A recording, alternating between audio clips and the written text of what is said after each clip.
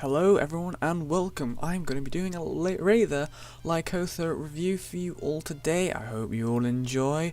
And coming up with a little bit of a montage clip, very short but very good, and well, just a couple of tips and talk about the keyboard. Hope you will enjoy and thanks for watching.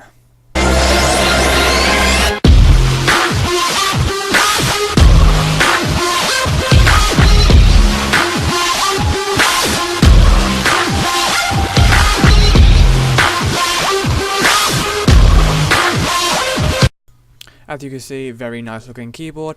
First thing we're going to talk about is the touch panel.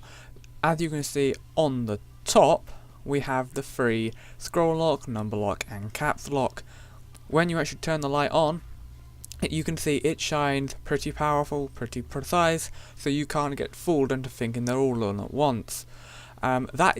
The Razer emblem is a ghosting button. When you press it, it disables the window key. This is so if you're in game, you don't accidentally press it and it minimizes your game. And of course here we have the minimize and louder sound buttons. Everything on here is touch panel. And of course we've got the media keys, play pause, stop and forward and back. Now this button is amazing. This turns all the lighting on the keyboard off, or if you turn it again and wait for the autofocus, it does the cluster feature which just lights up the WASD. I'm not 100% sure if you can actually program it to display any other key on the keyboard. I'm not 100% sure. I bet you could if you got the keyboard hacked, but I think the standard settings you cannot do it. But if you're like me, you've got to have all the keys up, otherwise you cannot play, just like me. Not a lot else to say about the T-pad, apart from there are some problems with it. Like, one of the main problems right now is this play button. When you press it, it will open your default Windows player, like Media Player or QuickTime or iTunes. What I seem to be having lately is it'll open all of them.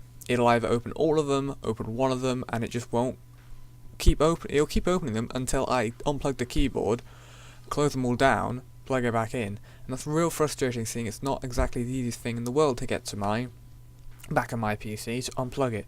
So just watch out for that. I'm pretty sure there's a fix for it, but I haven't found it yet, so just watch out for that. Next thing I'm going to talk about is the ports on the back of the keyboard.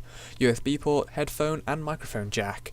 Now on the end of the cable you will have a pink and green jack and another USB port. Now the USB port does work with 2.0 USB ports, if that makes sense. You don't have to have a 3.0 port for it to work. It will just work with a normal 2.0 port.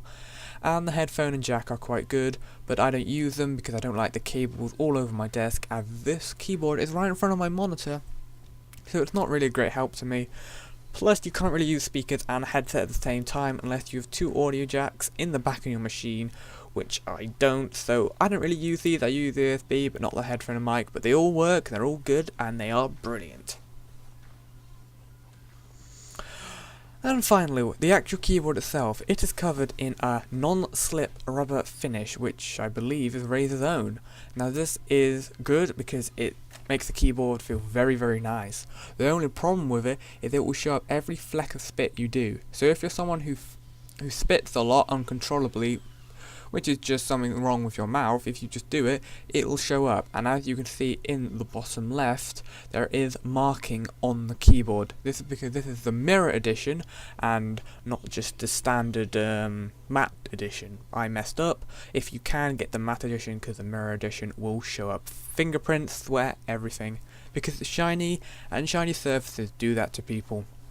Now coming up is how fast I can type. The quick brown fox jumped over the lazy dog. As you can see, it's a very fast and reactive keyboard. Unfortunately I could not get the sound because the sound kinda messed up. And finally, the keyboard itself is a great keyboard. I would severely suggest picking it up if it's only about $70 in America, and I think it's about £60 here. It's a great keyboard, really reflective, is that even a word to use for a keyboard? But it's a brilliant keyboard. I suggest having it. It makes wonders, and it is really, really nice. It's comfortable. who would complain? So yeah, thanks for watching. Please comment, rate and subscribe, and check out the rest of my videos. Thank you all for watching. Please comment, rate and subscribe once more, because I feel like saying that again and I'm really talking really fast. Goodbye everyone.